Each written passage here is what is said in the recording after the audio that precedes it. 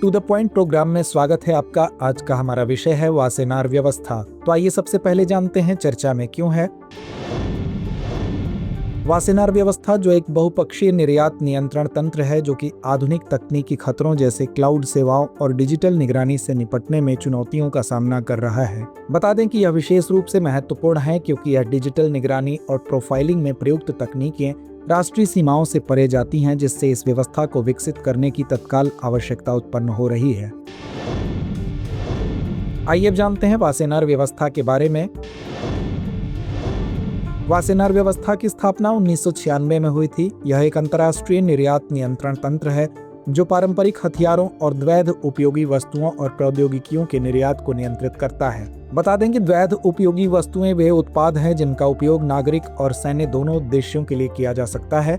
Wassenaar व्यवस्था का सचिवालय वियना, ऑस्ट्रिया में स्थित है। गौरतलब है कि भारत 2017 में इस व्यवस्था का सदस्य बना था। इसके सदस्य देश इन वस्तुओं की जानकारी साझा करने और नियंत्रण पर सहमत होते हैं ताकि इनका दुरुपयोग, प्रसार, आतंकवाद और मानवाधिकार उल्लंघन में न हो। वासेनार व्यवस्था का मुख्य फोकस पारंपरिक रूप से भौतिक निर्यात जैसे हार्डवेयर, डिवाइस और चिप्स पर रहा है।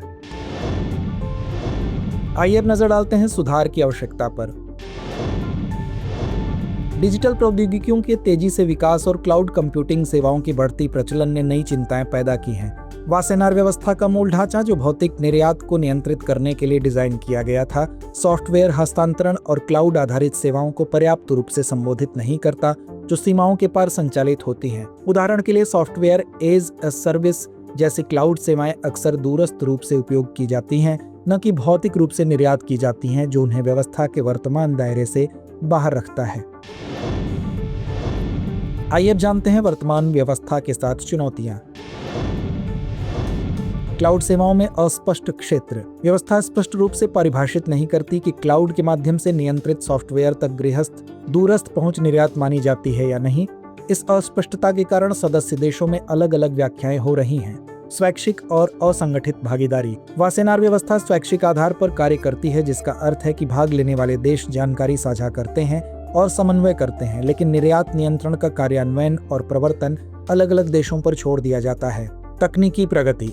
कृत्रिम बुद्धिमत्ता, डिजिटल निगरानी और साइबर हथियारों से संबंधित प्रौद्योगिकियां तेजी से विकसित हो रही हैं और वासेनार व्यवस्था के अनुकूलन की गति धीमी रही है। इससे अंतराल पैदा होते हैं जिनका उपयोग राज्य या निगम बड़े पैमाने पर निगरानी या मानवाधिकार उल्लंघनों के लिए प्रौद्योगिकी के दुरुपयोग के लिए कर सकते हैं।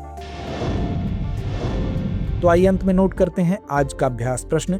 वासेनार व्यवस्था के संदर्भ में निम्नलिखित कथनों पर विचार कीजिए।